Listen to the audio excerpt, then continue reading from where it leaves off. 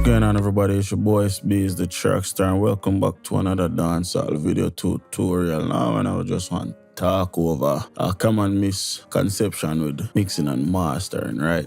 Me personally do all of my own mastering. It's not recommended. You know what I mean? The reason being is that a lot of the times when you mix your own music, like as you can see, I have the mixed version and I have the mastered version. A lot of the times when you mix your own music, your ears kind of become, how would I put it? Your ears kind of become manipulated in a way like it sound good to you because you are mix it, you know what I mean? You're not going to master nothing where you don't feel like it sound good. So it already sound good to you. So when you're going out for master, a lot of things you might not really correct. You might just overlook it and put the mastering process on it, get the file loud, you know what I mean, and just never really pay attention to it because, let me say, you mix it so it sound good to you. Most professional recommend you get it mixed. Even if you do the song, most people recommend you get it mixed somewhere and then master somewhere else. Most big professional would do them own music, mix it or whatever, them always send it out to a different mastering engineer. You look on a lot of album, you always see the mastering engineer always different from the somebody who mix it. So like me, I do this stuff for YouTube, so it don't really matter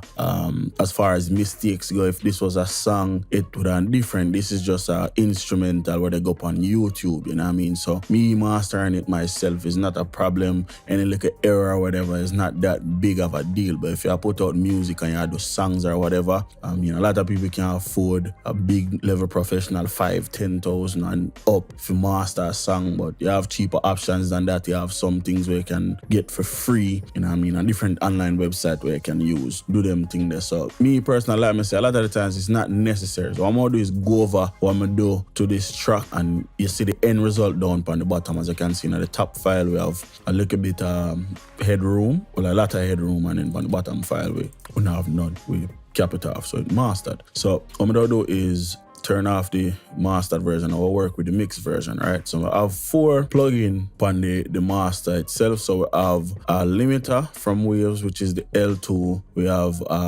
another limiter here is a multi-band limiter. So we use 2 limiter upon this track. We have a mastering EQ. It's built. The reason why it's like a mastering EQ is everything upon the EQ is notched. So when you twist the knob, it's not some smooth movement, it's a set frequency or whatever you might have changed. So that's the reason why it's a mastering EQ. Other things as well. And then we have a SSL modeled bus compressor, which is really, really good. And all of this is from T-Rocks, and then the Waves L2, you already know it's from Waves. Then we have a meter down on the bottom for just show the levels and how everything will go. So I'll turn on the plugins one by one, you know what I mean? We'll solo out the chorus for this track and explain exactly what I'm gonna do. Now one thing you notice, these plugins are not visual, you know what I mean? And have no pretty waveform and no pretty fancy lights. You just have a meter, if necessary. The EQ, do even have one, and the controls. That's really good because when music, you just want to focus on music. A lot of times these parametric EQs and all these digital EQs can distract you from that, especially when you're just a start out or you try to learn. It's not good for learn using, some people are visual learners still, so I can't say no good for you learn for use your eyes, but a lot of times your eyes will lie to your ears, and just because you do a thing on the EQ and you see what you do, you might, in your head, your ears know, they say, yeah, I eat that, which it might be wrong, but because visually it look good to you and it seem like you do something, you might just say, yeah, I eat, and it right, so which is not a good thing, you know what I mean? So we have the EQ first, then we go into the bus compressor, and then we go into the limiter, and then into the other limiter from Wave. So I'll do them one by one. I'm just explaining the little differences what I'm doing in the track. So I'll play it from the top.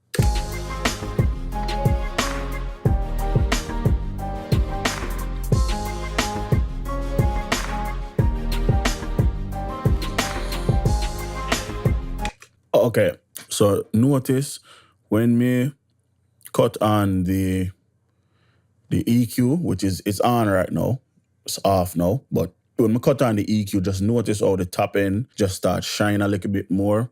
Just the mid-range, the top end kind of pop out a little bit more, and then the bass, I kind of take down the bass a little bit, compensate. We can get that back later on with the compressor, so I'm not really worry about the bass too much, but just listen to the top end or it change.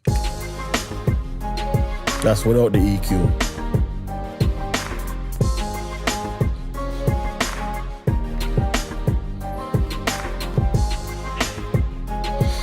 just sound dark, you know what I mean? And then with the EQ, snare start pop out.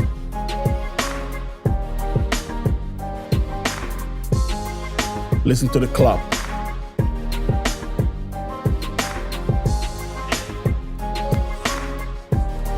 You know what I mean? So like I said, the top end just kind of pop out a little bit more. We clean up a little bit of the mud because like I said, I take out all of the bass. So that's what happened.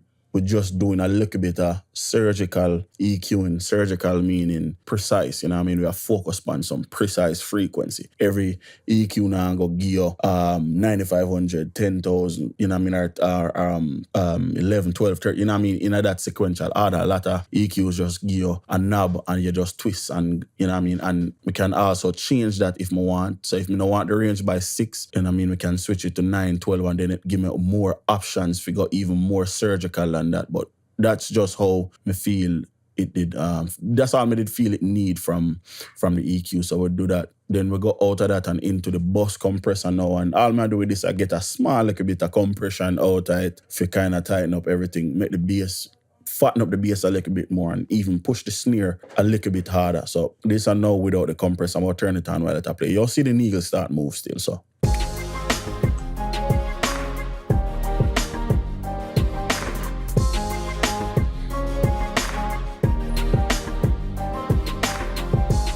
Can hear say the kick just jump out in the bottom end.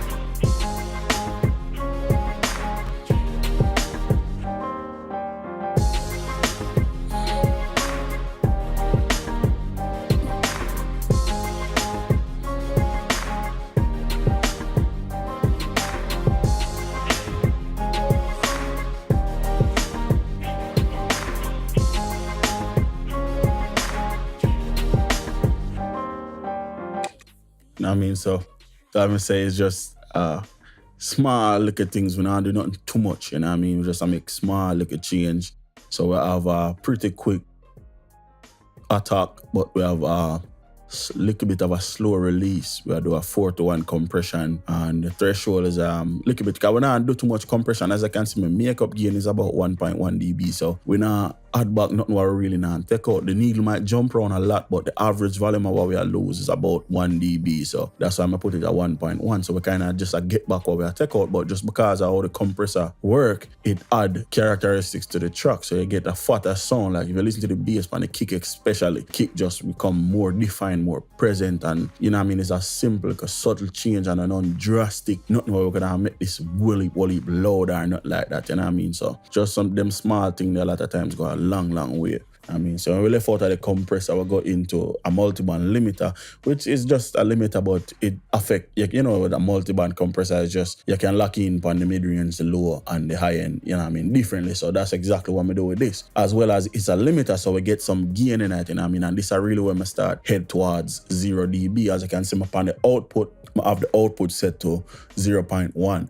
But we don't really got too close to it, you know what I mean, because we have another limiter, so we just use this to do a small little thing, and then we use the waves L2 for carry it off. So we'll turn it on while it play, and like I say, it's a limiter, so you're going to notice a change in volume, but just listen to how everything kind of come more under control and more balanced.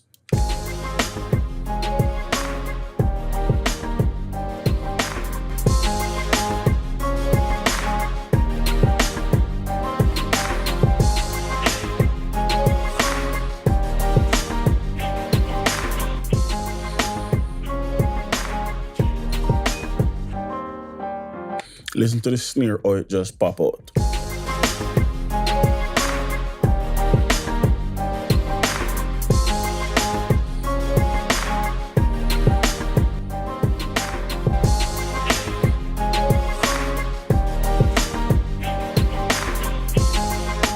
Another thing when you listen for the organ, it'll play up on the left side. I mean,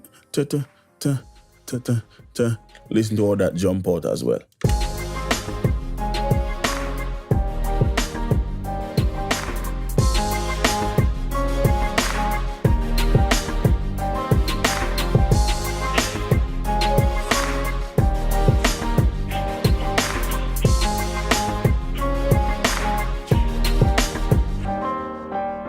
Just amazing, you know what I mean? So kind of go over a little bit of the settings. As I can say, the threshold, we really focus on the bass a lot more than the mid-range. So like kind of the bass, I get a little bit more of the compression, more the limiting than the mid-range. But the high end, like I said, I want to focus on the high end because I want that clean sheen, like, you know, that polished, that nice sounding, warm, eerie type of sound out that. So we work a little bit on it, just like with the bass, focus on more, like getting more of the compression on it, more of the limiting on it. Also increase the high end, take out a little bit of the low end same way and the mid range, because like I said, we focus on the top end, we want that polish, you know what I mean? The bass already did it, we just want the precision or the definition, you know what I mean? So you can just really hear everything crispy. And if you listen to the arpeggiator what they play, you can really hear how it stand out once the compressor triggers. So we'll turn on about that again.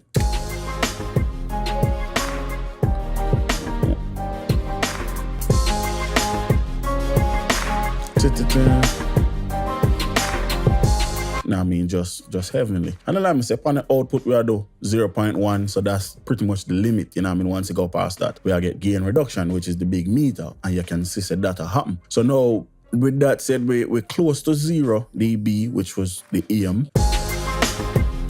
Sometimes we even clip 0 dB, as you can see by the meter, but they want a little bit more out of it, but they want a different flavor, so I'm going to go with the L2 from Waves. So what the L2 I do now is I push it completely, you know what I mean? It a squeeze as much as it can get out of it. Now I have a really, really fast, almost automatic release on the L2. You know what I mean? Because I don't want it hold on for nothing. I want it just grab it, let it go instantly. Because like I said, we drive it hard and we push it as much as it can go. So this is with the L2 now.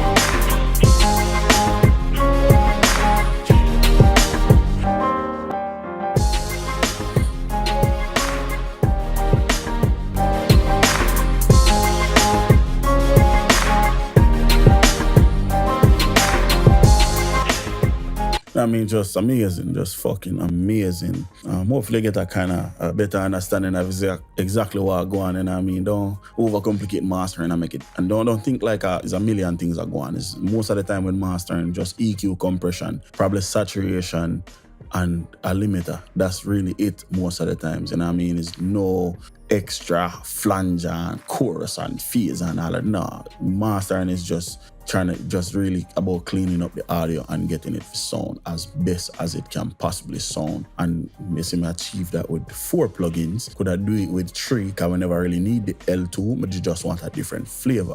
And that's all I come down to a lot of the time. It's just taste and what you like, you know what I mean? Me choose them, but you know have to choose them, yeah? It's just what me use and what me comfortable with. And we get the results what we look for. As you can see in the file, this is the mastered file right here, and this is the mix file. It works for me. No, I never have to master it. It's a rhythm. It go up on YouTube. Somebody don't use it. I don't send them the mix version so it don't get mastered all over again. You know what I mean? I just do it because I'm going to upload it or whatever. So just so you want to kind of go over that, walk through the process or whatever, you know what I mean? So until next time, it's your boy, Itz-Beez-Da TrackStar. Peace.